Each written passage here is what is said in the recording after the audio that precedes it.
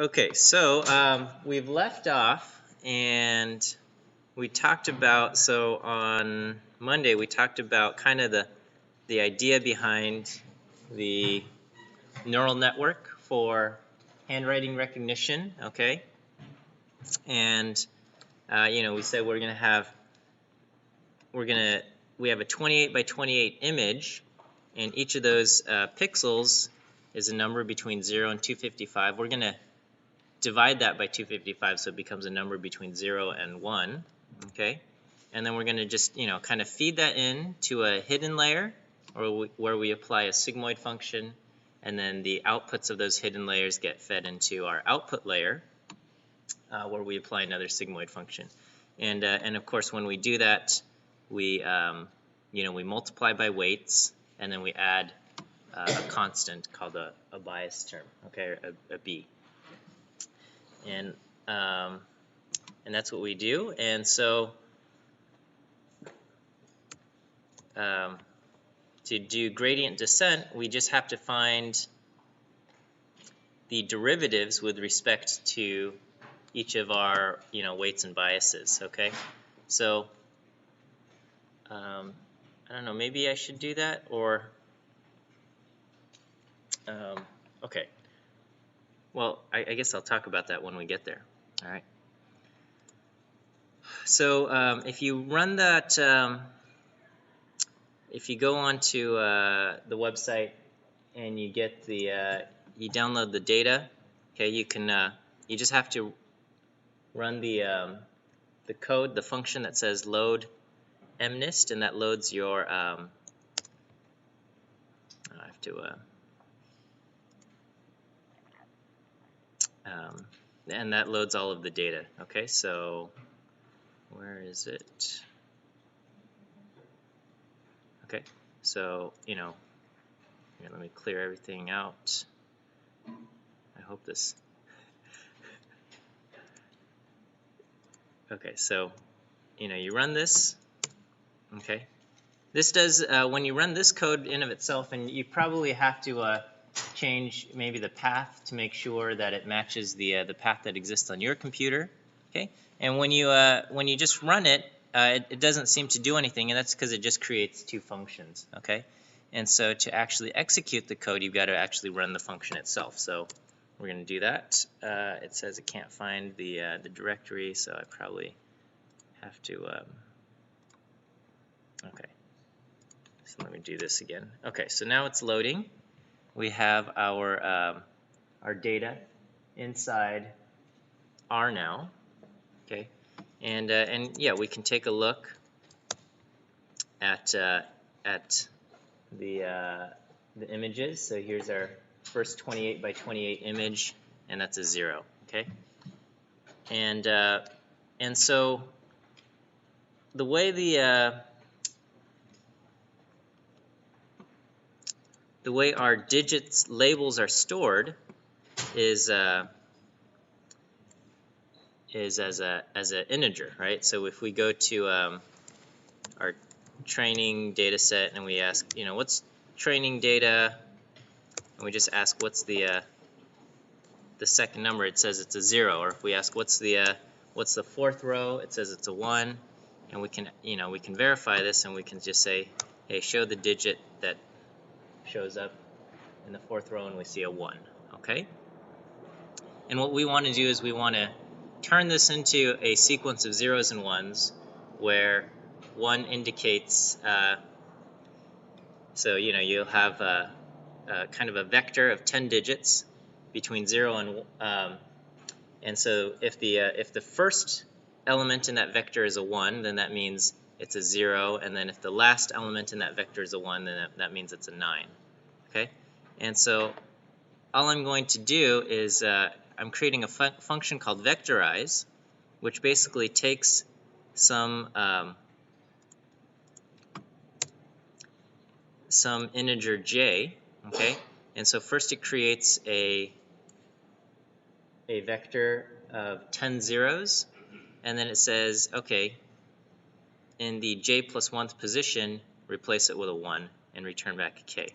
So if I say, what's Vectorize vectorize the number 4, it's going to give me back this. Okay.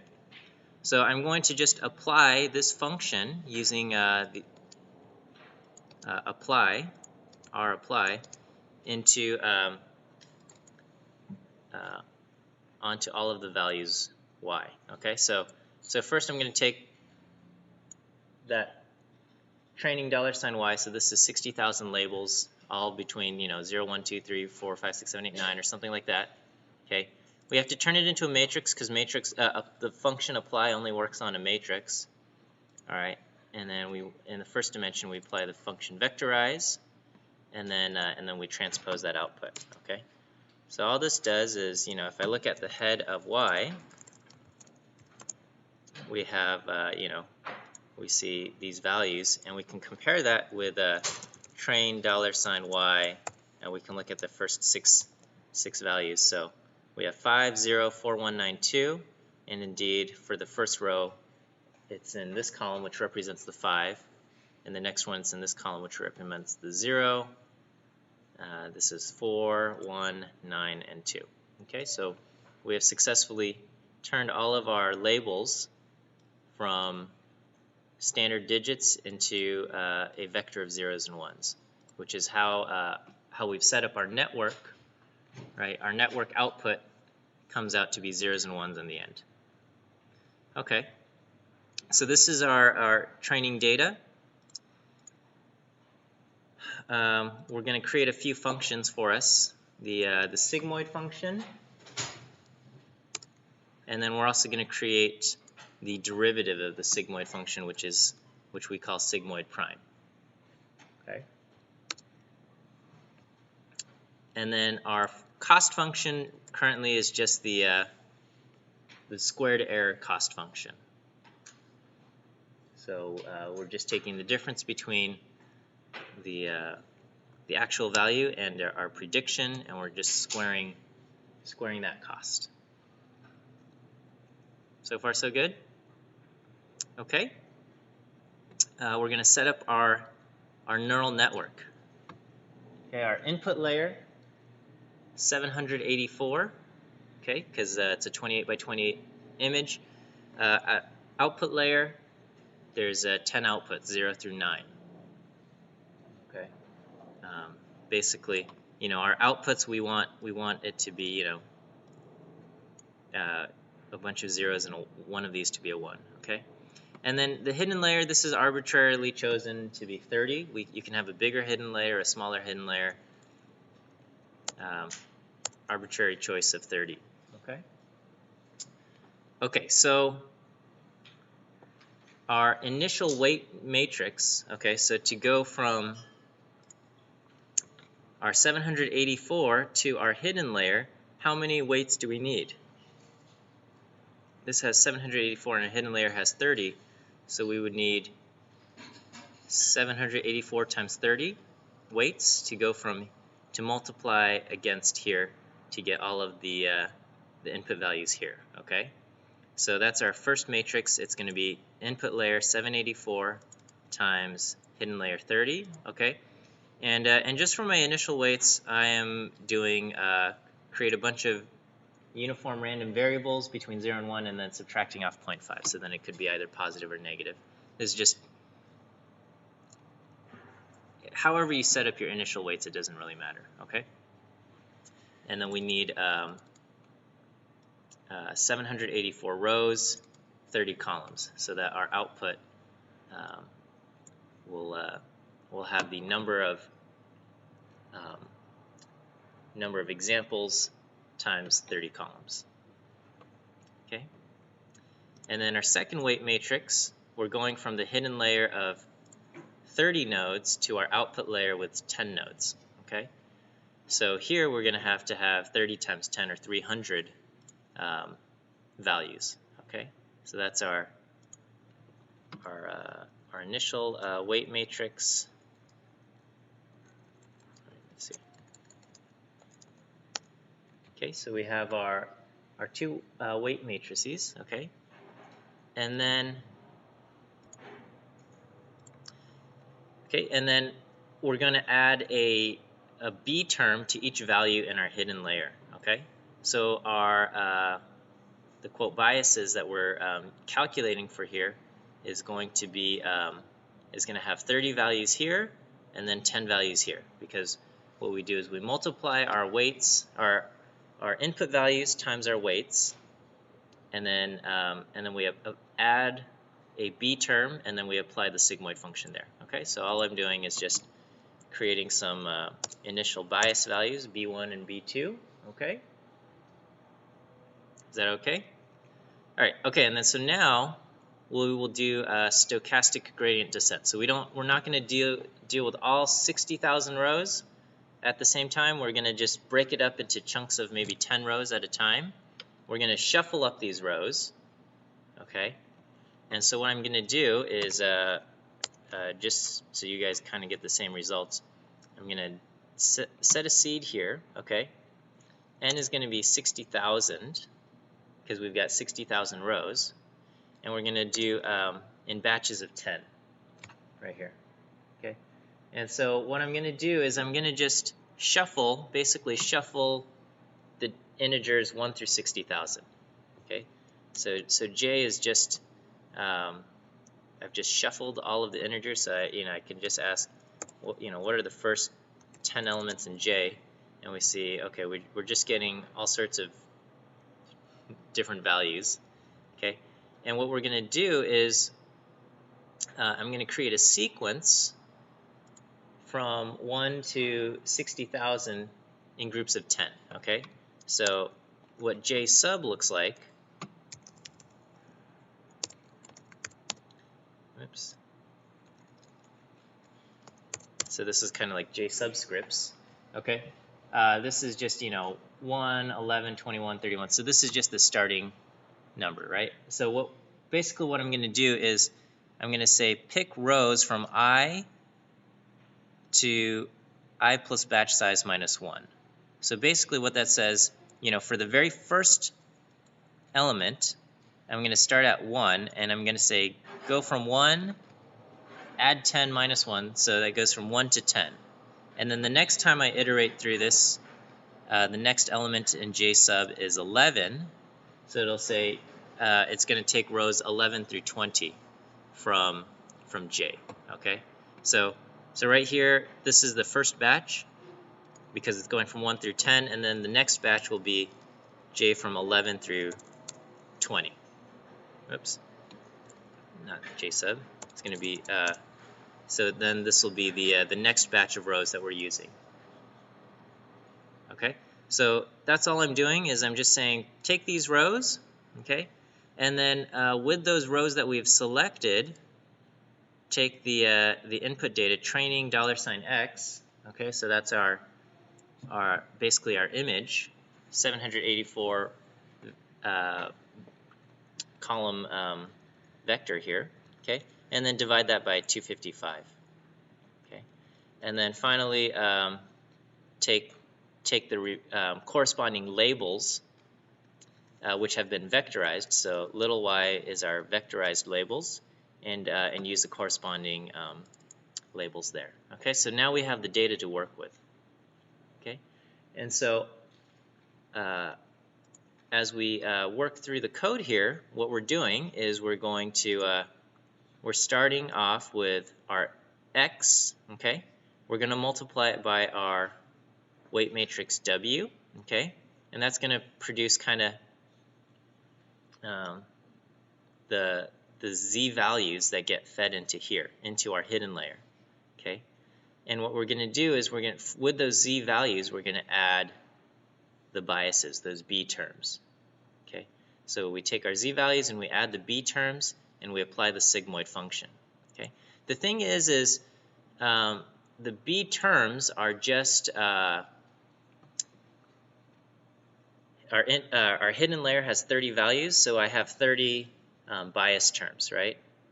Okay, but this matrix Z is 30 by, or has 10 rows and 30 columns. Okay, so I basically, it has 10 rows because I'm using 10 rows for our batch size. You know, if I chose to use a batch size of 100, then it would be 100 rows by 30 columns.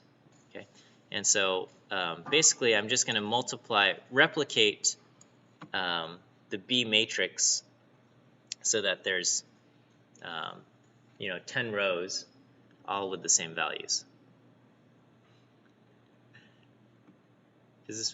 Am I making sense? Kind of? Okay, so I'm applying that. I apply the sigmoid function to that, okay?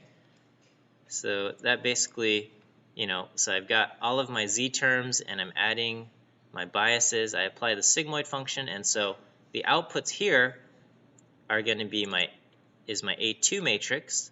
I'm multiplying my A2 by my weights again, and then so that's going to be the values that get input into our output layer.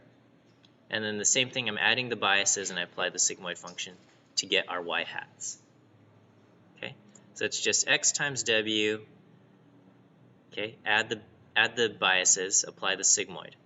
Take that output, multiply it by the weights, add the biases, apply the sigmoid, and there you go. Okay, and that's our output. Is that okay? All right, so I did the hard work of, well, I don't know, maybe this isn't the hard work, but of figuring out the derivatives with respect to beta and with respect to w. Okay, and if you're going to kind of do this manual thing, you should always do some kind of numerical gradient checking just to make sure that you've calculated your derivatives correctly. Okay, so I don't know, I guess you can take me at my word here.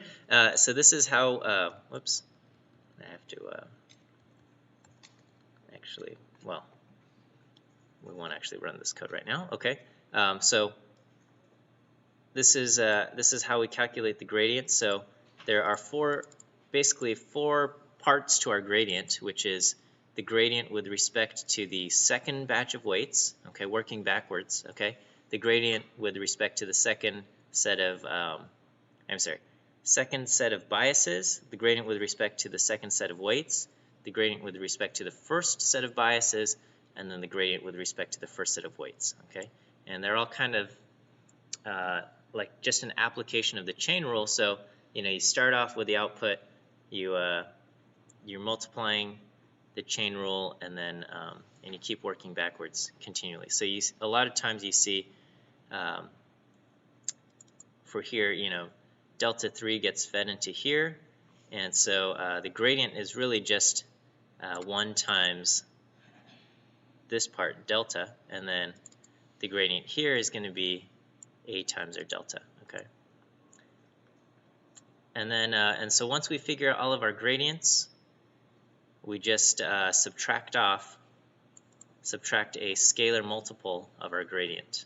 Okay, and here I've just arbitrarily chosen the scalar value of 1.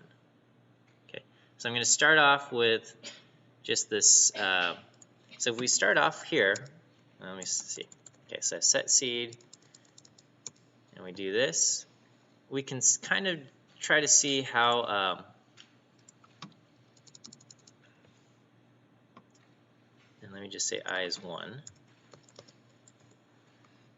Okay, we can kind of see how. We can just see what kind of predictions our thing makes. Okay, so right now our current y hats. So I've got 10 rows. This is this is our predictions. Right now it doesn't make any sense. Let me just round this off to 2 decimal places. Oops.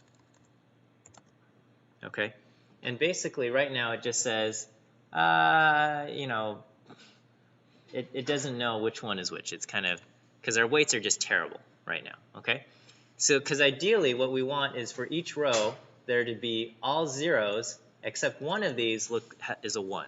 Okay, so if you know the first image in our data set is an image of the number 4, ideally we want everything to be zeros except for the value in this, you know, 5th column to be a 1. Okay, and if the image is of a 0, we want all of the values to be 0 except in this first column we want the value to be a 1. Okay, that's all we want to do. And so, so right now we can see our predictions are really terrible. Okay. And so I'm actually just going to iterate through this basically one time, and we're going to just see what happens, okay? So basically, we're going to just run through it once, but once is doing all 60,000 images, okay? So I'm just doing 10 rows at a time. I'm going to do this essentially 6,000 times, and that's going to go through the entire data set of 60,000 images, okay? Because we're doing stochastic gradient descent, right? So we've split up our entire data set of 60,000 images into batches of 10, and we're going to train our network based on each batch of 10, and we're going to go through all 6,000 different batches of 10. And that's all I'm doing here, okay? So you know, we have our initial weights, and we're going to go through this, and we go through all of our work. We just the work is calculate your current predictions, and then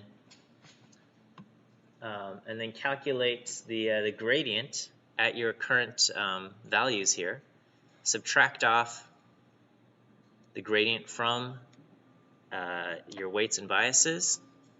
Update it. Do it again. Okay, so we're going to do this, and it's processing through all 60,000 rows here, and it's done. Okay, so that's not too bad, right? It's pretty. Like, it took a little while, but and that was just kind of one pass through the entire thing of 60,000 images. All right, and so we can just see, you know, like, well, what does our second weight matrix look like? Okay, all right, and it's just like all these things. You know, we have no idea if this means anything. Okay, so the point of neural networks is, like, you're not trying to figure out, you're not trying to gain insightful meaning from the values of the weights or the biases, okay? But let's see if this is any good at making predictions here, okay? So our current batch of 10 is looks like this, okay? So if I wanted to go from Y to actual labels, can you guys think of how I can go from going from this vectorized form back to a numerical label?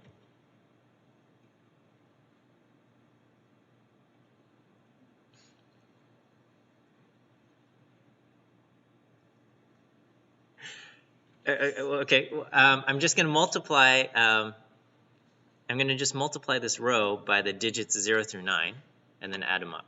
Okay, so that's essentially a matrix operation, right? So you can imagine if I have a column matrix of 0 through 9, it's going to take this first one and multiply it by 0, the second one multiply it by 1, all the way down into the last one multiplied by 9, and it's going to add them all up. Okay, so basically I can just do Y times matrix of 0 through 9, okay? And so this is basically our labels. So we can see, oh yeah, that's a 6, this is going to be an 8, so on and so forth. Is that good? Are we confused by this operation?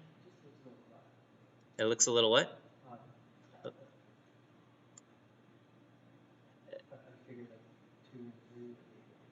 Oh, yeah, you know, just from random chance, we happen to get a 6, a 9, a 1, or a 6 and 8, a 1, you know, an 8, 9, 9. That's just by random chance. That's happened. What we happen to get. Okay. Let's see what our Y hats, our predictions, our current predictions look like. Okay. This is like impossible to interpret when it's printed like that. So let's round these off to let's say 2 decimal places, and let's see. Okay. All right. And what do we see? We see, okay, this looks good, right? This is promising all zeros, and this one's like ever so slightly different from 0. And then we have a 1 here, zeros and zeros. Okay, so that's kind of what we want.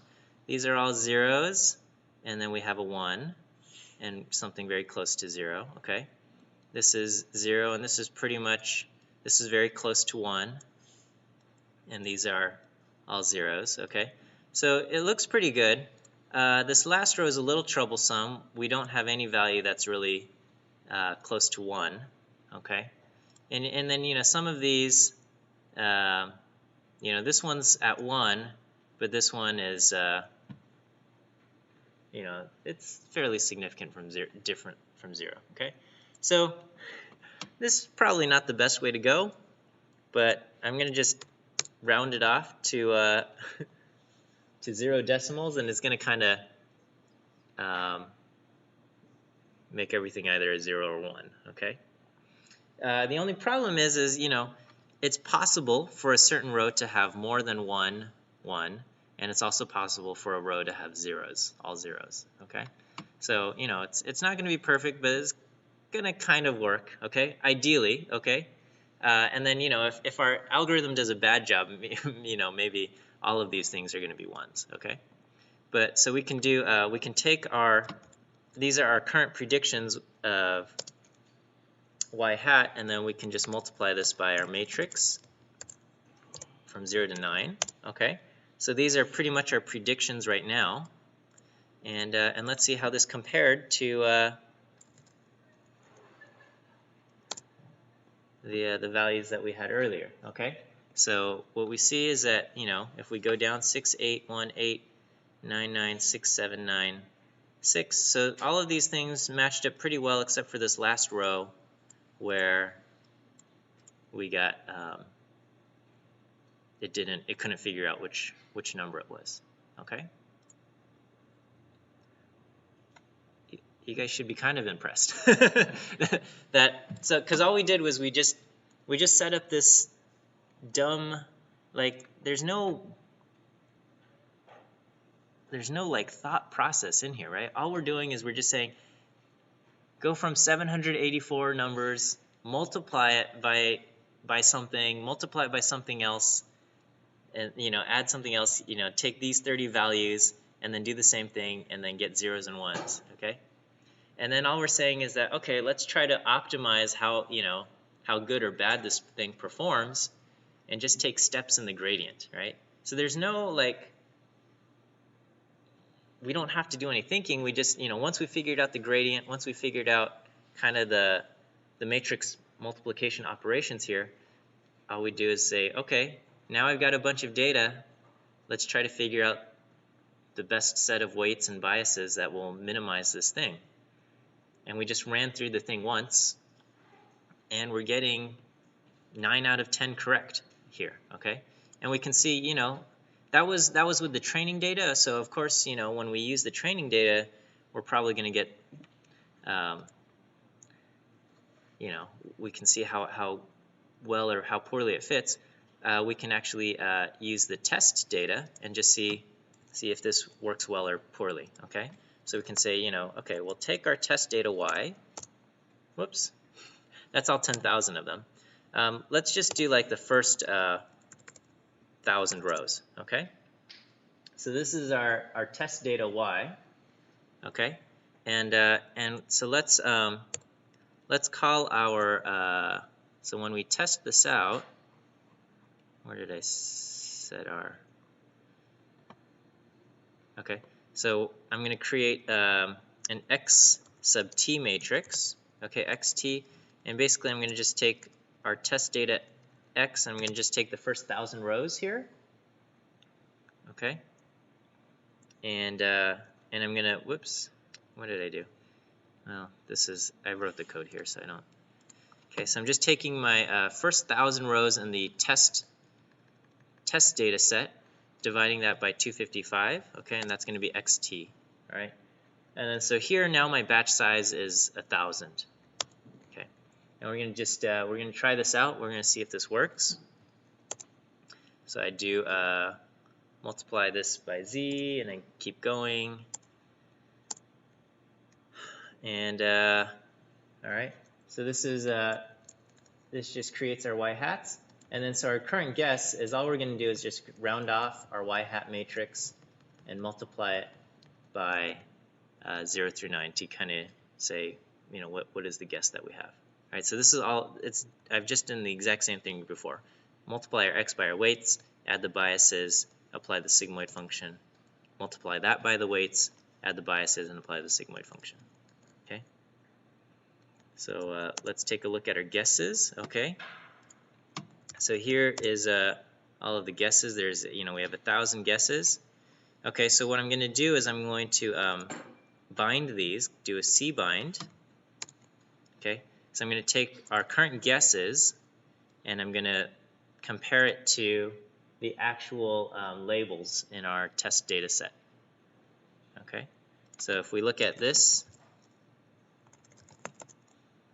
we can see how they compare, and so far it's matching 721041. Okay, and we can tabulate these results. Okay, so we're going to create a table based on the first column versus the second column in results.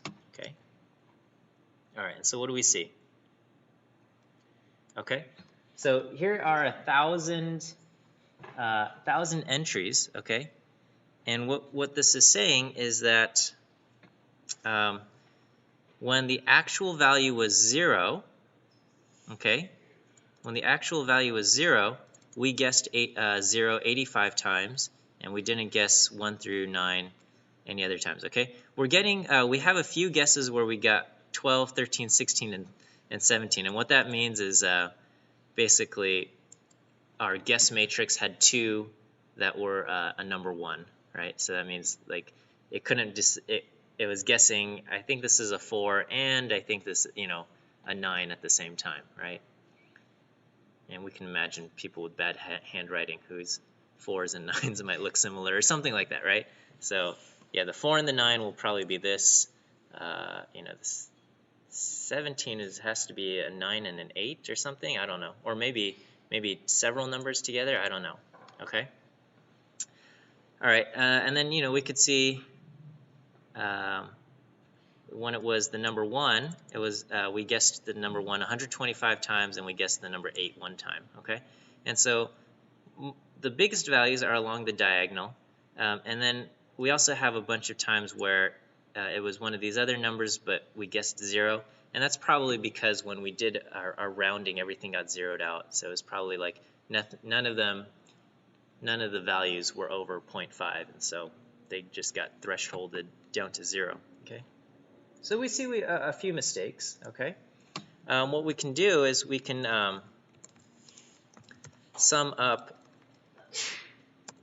when the results in column 1 don't equal the results in column 2. Okay, so how many mistakes do we make? So we made 101 mistakes. Okay, so out of 1,000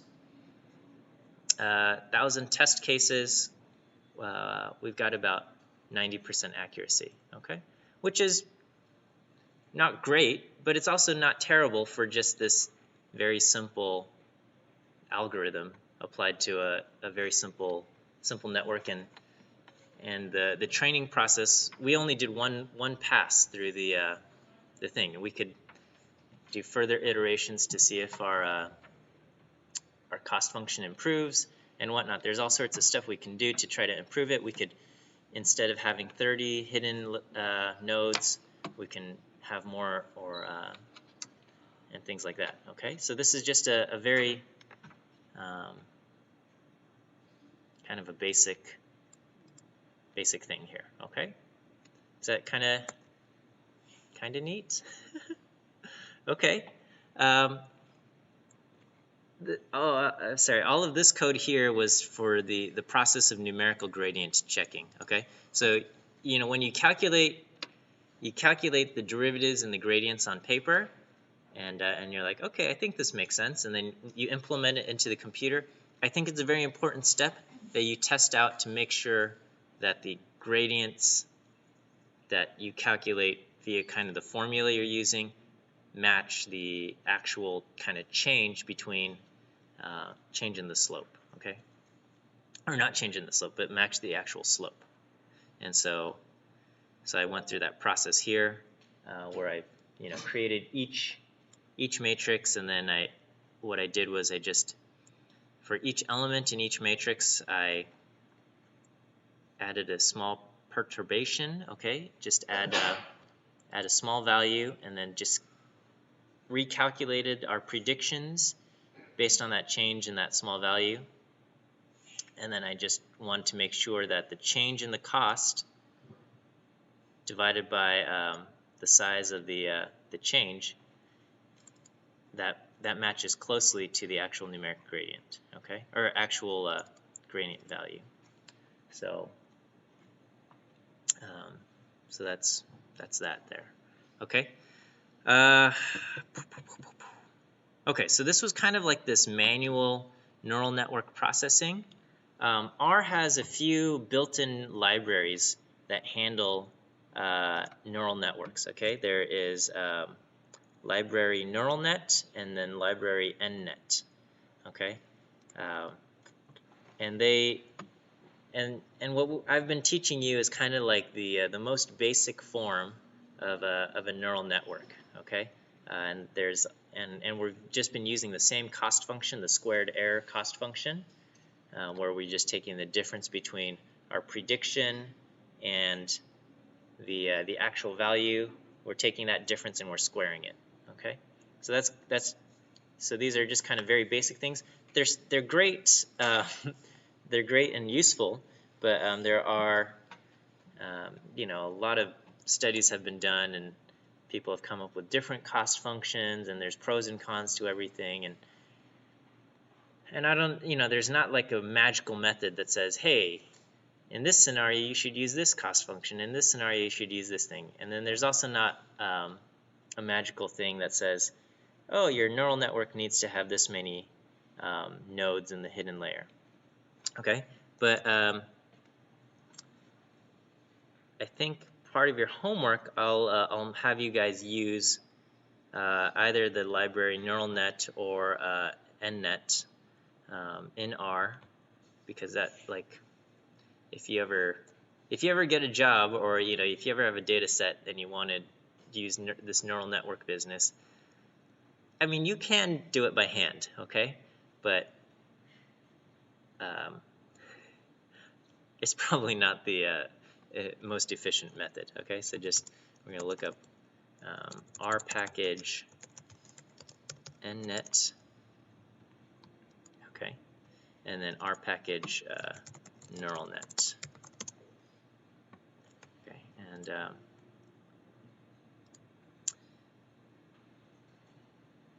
and these are current packages. Oh well, neural net I guess has not been updated since last year, but nnet was just updated earlier this month. So, but they're both pretty powerful things, and so I actually haven't written the code yet for this thing, but we'll do it. So we'll do that. I'm trying to I'm not sure how challenging I should make our homework assignment, but I do want it to be meaningful in your learning experience. So there's a balance, because I want to like guide you through the process, but then it's hard to